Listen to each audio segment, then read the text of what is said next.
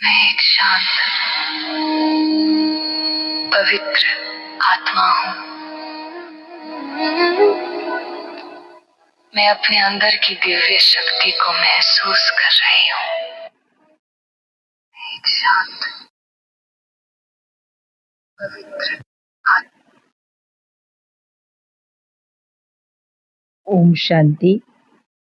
आज है 13 जुलाई 2026। साकार मुरली है।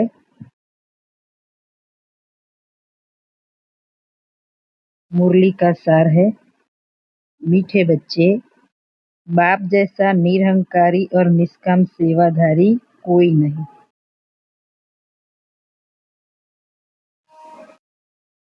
सारे विश्व की बादशाही बच्चों को देकर खुद वानप्रस्थ में बैठ जाते हैं।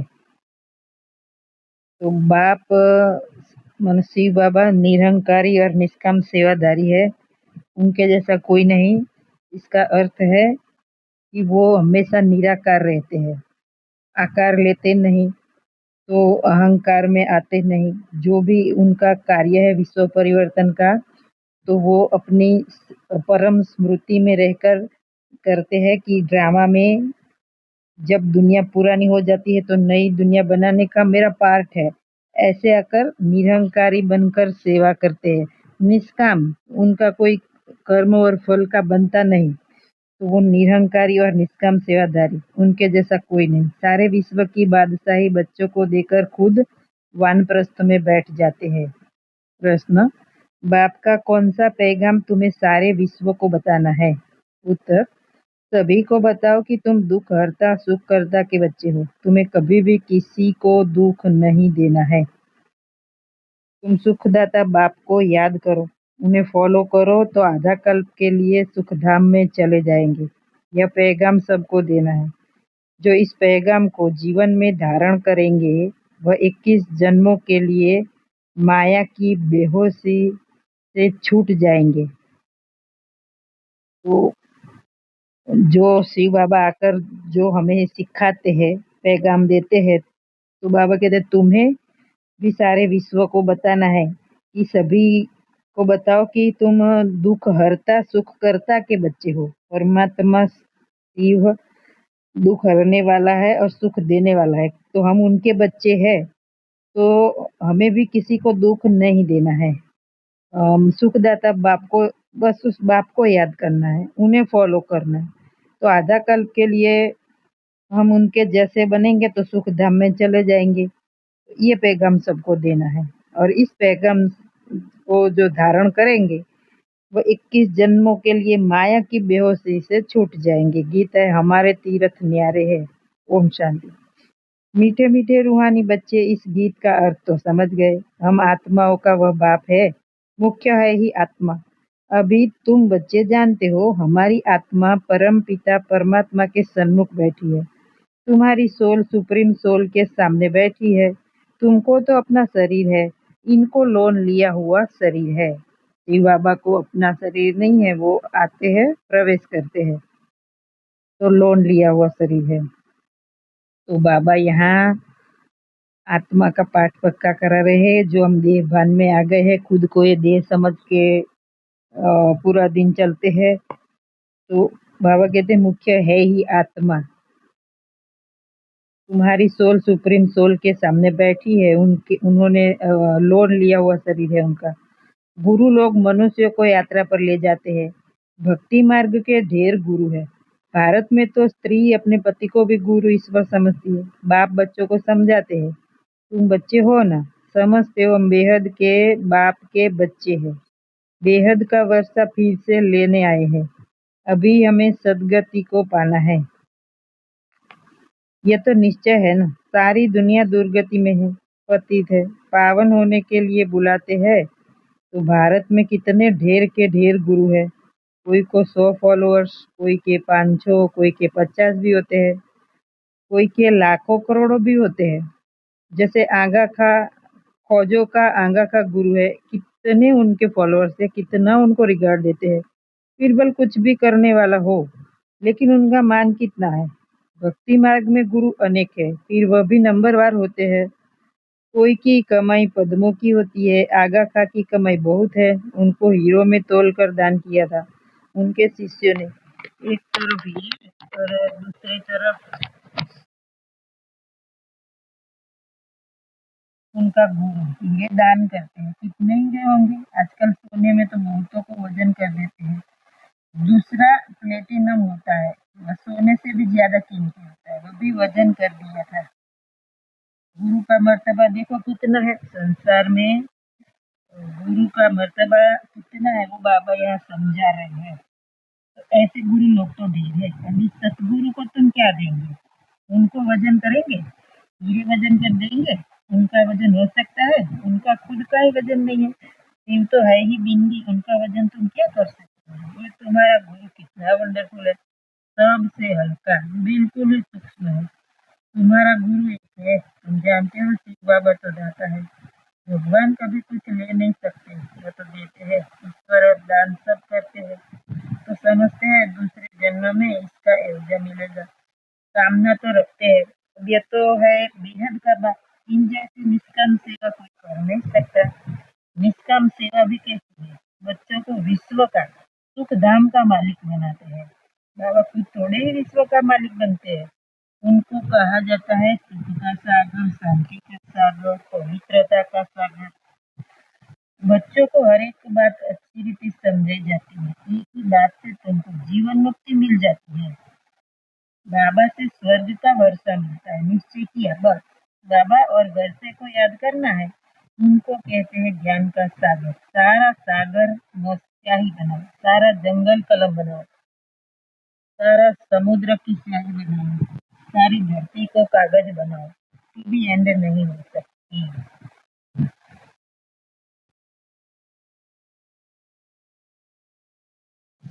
तो शुरू से लेकर लिखते जाओ तो तुम्हारी धीरे पुस्तकें हो जाए। यह नॉलेज तो बहुत वैल्यूएबल है, जो धारण करने की है। जानते हो कोई परंपरा तो चलती नहीं, अभी तुमको तंत्र मिलता है, सार मिल गया है। सारे ज्ञान का, वेदों का, शास्त्रों का सार बाबा आकर देते हैं। बाप आकर बच्चों को अपना परिचय देते हैं, वही काफी है। बाप का परिचय देने से, रचयिता को जानने से रचना का भी ज्ञान आ जाता है। बुद्धि कहती है जो सतयुग में आते होंगे उनके पुनर्जन्म जास्ती होगी, उनके में जो पहले आए होंगे वही आएंगे। इस चक्र को भी अच्छी रीति समझना है। गीत में भी सुना हमारे तीर्थ न्यारे हैं, वह तो जन्म जन्मांतर तीर्थ यात्रा याद करते आए हैं, जैसी तुम्हारी तीर्थ जन्म की यात्रा है। इस रूहानी यात्रा में जरा भी कोई तकलीफ नहीं है। तो द्वापर युग से भक्ति मार्ग में वो यात्राएं तो करते आए, कोई कहाँ जाता, कोई कहाँ अमरनाथ, केदारनाथ, चार धाम यात्रा, और भी ये यात्रा हमारी रूहानी इस जन्म के लिए ही है, और इसमें जरा भी तकलीफ नहीं। जहाँ भी रहो बस अंदर मन को आत्मा में स्थित करना है। ज्ञान देने वाला एक ही सदगुरु है, सदगति तो किसी की भी होती नहीं, वह है सुप्रीम ज्ञान का सागर। सर्व की सदगति हो जाती है, बाकी क्या चाहिए। तत्व भी सतो प्रधान हो जाते हैं। यह तमो प्रधान है तो आयु आदि भी ऐसी तमो प्रधान होती है। कितनी अर्थक आदि होते हैं। सतयुग में तो कोई भी दुख देने वाली चीज नहीं होगी। बाप है ही दुख करता, सुख करता, तुम उनके बच्चे हो, किसको ही दुख नहीं देना है। सबको ये रास्ता बताना है सुख का वर्षा पाने का। अब बाप कहते हैं तुमको सुख ही देना है। बाबा तुमको आधा कल्प के लिए ऐसा सुख देते हैं जो वहाँ दुख का नाम नहीं रहता। तुम जानते हो बाप से 21 जन्मों का वर्षा पाने हम यहाँ आए हैं। तुम स्टूडेंट हो ना, तुम्हारे दिल में है कि शिव बाबा से स्वर्ग का सुख लेते हैं तो सब दुख दूर हो जाएंगे। बाबा हमको संजीवनी बूटी देते हैं सुरजीत होने के लिए, फिर 21 जन्म कभी मूर्छित नहीं होंगे। वह संजीवनी बूटी है मन मना भव। कुछ भी लाइफ में हो रहा हो, बाहर कुछ भी हो रहा हो, लेकिन बाबा क्या कहता है, बस मुझे मन मेरे में लगाओ, मुझे याद करो। सर्व का सदगति दाता एक ही बाप है। उनको निराकार निरहंकारी कहा जाता है। जिस तन में आते हैं वह भी साधारण है। बाप कहते हैं, dear children, I am your obedient father. बड़े आदमी हमेशा ऐसे लिखते हैं, आई एम ओबीडियंट सर्वेंट। अपने को श्री कभी नहीं लिखेंगे। आजकल तो लिखते हैं श्री श्री फलाना, आप ही अपने को श्री श्री लिखते रहते हैं। वह बाप है निराकारी निरहंकारी। अब तुम उनके सन्मुख बैठे हो, जानते हो वह हमारा बाप, टीचर, सतगुरु है। बाकी तो सब भक्ति मार्ग के अनेक गुरु हैं। गुरुओं के भी गुरु होते हैं, इनका कोई गुरु नहीं। यह सत बाबा, सत टीचर, सतगुरु है। तो बाबा, शिव बाबा सभी आत्माओं का पिता है। वो आकर हमको अपना परिचय देते हैं, बाप बनकर हमारी पालना करते हैं आत्मा की, और टीचर बनकर हमको पढ़ाते भी है। सारी सृष्टि के आदि मध्य अंत की, तीनों लोगों की नॉलेज, और फिर सतगुरु भी है, सदगति करा के साथ ले जाता है। तुम जानते हो आत्मा ही संस्कार धारण कर रही है। बाबा भी आत्मा है ना, उनमें भी गुण है। तुम्हारे गुण अलग अलग हो जाते हैं। इस समय जो गुण तुम्हारे में है वही बाप के है। इस सतयुग में तुम्हारे दैवी गुण हो जाएंगे। बाप ज्ञान का सागर, प्यार का सागर है। श्री कृष्ण की महिमा अलग है। शिव बाबा को 16 कला संपूर्ण नहीं कह सकते, वह तो स्थिर है ही। बाप कहते हैं, यह टाइटल तुम मुझे नहीं दे सकते। मैं थोड़े ही विकारी बनता हूँ जो फिर सर्वगुण संपन्न बनूं। मेरी महिमा इन जैसी थोड़े ही करेंगे। इस नॉलेज को जिन्होंने कल पहले सुना है वही आएंगे, आकर बाप से सुनेंगे और बाप को याद करेंगे। पिछाड़ी को हाय हाय कर रोते हैं, फिर जय जयकार हो जाती है। अभी तुमने यात्रा का भी राज समझा है। इस यात्रा से फिर तुम कभी मृत्यु लोक में लौटते नहीं हो। उन यात्राओं से फिर घर लौट आते हैं। कितने मनुष्य स्नान करने जाते हैं। भक्ति का विस्तार देखो कितना है। जैसे झाड़ इतना बड़ा अथाह होता है, बीज तो बिल्कुल छोटा होता है, वैसे भक्ति का भी विस्तार कितना है। ज्ञान का एक टुबका भी सदगति कर देता है। भक्ति में उतरते उतरते आधा कल्प लग जाता है। यहाँ तुमको सीढ़ी चढ़ने में 1 सेकंड लगता है। लिफ्ट कितनी अच्छी है, नीचे से ऊपर एकदम अपने घर ले जाती है। इसको कहा जाता है चढ़ती कला सर्व का भला। सर्व का सदगति दाता एक बाप ही है। अब ज्ञान भक्ति का फर्क देखा। ज्ञान भक्ति वैराग्य है ना, सन्यासियों का है हद का वैराग्य। बाप ने समझाया है, वैराग्य 2 प्रकार का है। एक है हद का वैराग्य, जिससे कोई सदगति नहीं होती। दूसरा है बेहद का वैराग्य, जिससे तुम्हारी सदगति हो जाती है। तो 2 प्रकार का वैराग्य। हद का माना जो साधु सन्यासी घर बार छोड़ जंगल में चले जाते हैं, और बेहद का वैराग्य बाबा आकर हमें सिखलाते हैं कि ये पुरानी दुनिया है, पुरानी शरीर है, तुम आत्मा हो, अब तुम्हें घर चलना है। तो इन सबको दे सही दे के सब संबंधों को भूल, घर को, बाप को और वर्षे को याद करो। तो बेहद का वैराग्य, बुद्धि से सब कुछ भूलना होता है। तो हद के वैराग्य से सदगति नहीं होती, बेहद के वैराग्य से सदगति हो जाती है। आत्मा अपने ओरिजिनल फॉर्म में लौटती है तो सदगति। अभी सदगति के लिए तुम बच्चों को श्रीमत मिलती है, श्रेष्ठ से श्रेष्ठ बनने की। अब श्रेष्ठ दुनिया की स्थापना हो रही है श्रीमत पर। ये भ्रष्ट दुनिया रावण की मत पर बनी है। हम श्रेष्ठ बन रहे हैं, यह बातें तुम ही जानो, दुनिया बिल्कुल नहीं जानती है। तुम्हारे लिए तो कहते हैं यह ब्रह्मा कुमार या विनाश कराने वाली है। सचमुच विनाश तो होना ही है, इससे ही तो कल्याण होना है। कल्याणकारी बाप आते हैं तो महाभारी लड़ाई लगती है। कहेंगे हमने कहा था ना कि ब्रह्मा कुमारियां विनाश करेगी, बरोबर विनाश तो होना ही है। पुरानी दुनिया विनाश होगी, हम नई दुनिया स्थापन करते हैं। पुरानी के बाद नई जरूर है ही। कल्प कल्प विनाश होता है, तभी भारत में स्वर्ग के द्वार खुलते हैं। परंतु वे लोग समझे कैसे? आगे चलकर बहुत समझेंगे। बाप जब आते हैं तो पुरानी दुनिया सारी स्वाहा हो जाती है। तुम्हारा यह यज्ञ तो वंडरफुल है, जिसमें आहुति पड़नी है। यज्ञ मतलब ज्ञान, वंडरफुल है जिसमें पुराने सारे विचारों की आहुति पड़नी है, कलयुगी सोच की आहुति पड़नी है। ये भी तुम जानो और न जाने कोई, विजय तो पांडवों की होनी है और सब खत्म हो जाएंगे, बाकी तुम पांडव रहते हो, फिर नई दुनिया में राज्य करते हो। यह नॉलेज बड़ी वंडरफुल है।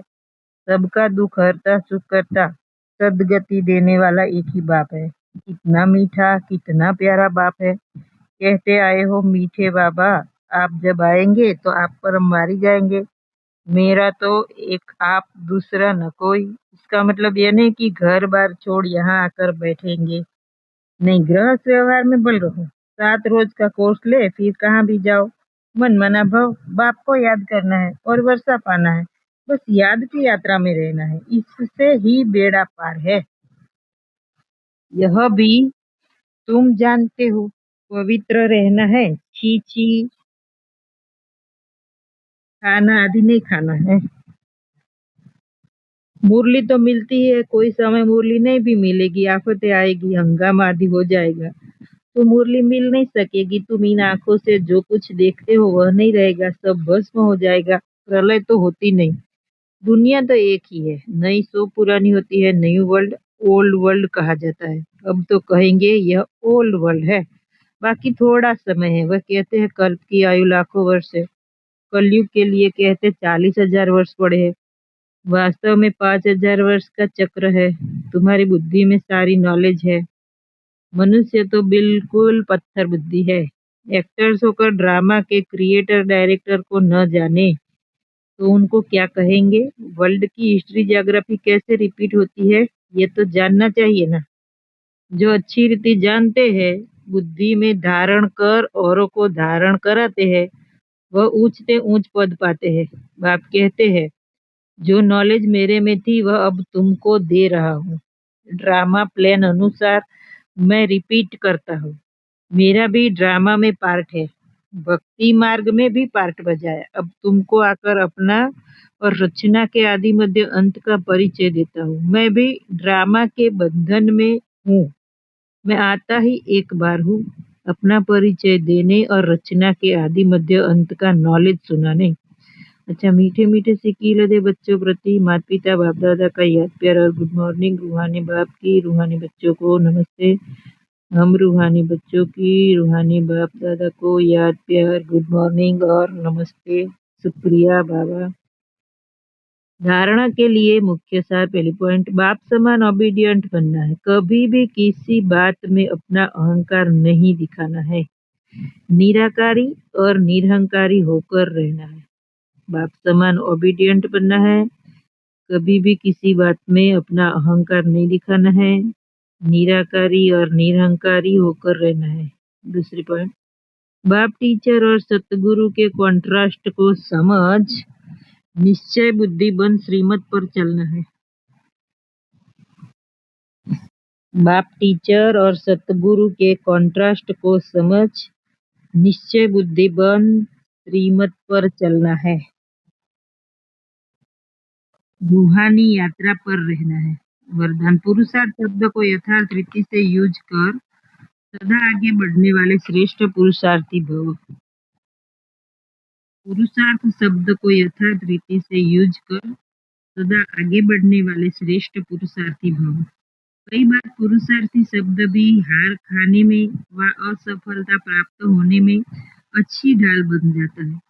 जब कोई भी गलती होती है तो कह देते हो हम तो अभी पुरुषार्थी है, लेकिन यथार्थ पुरुषार्थी कभी हार नहीं खा सकते, क्योंकि पुरुषार्थ शब्द का यथार्थ अर्थ है स्वयं को पुरुष अर्थात आत्मा समझकर चलना।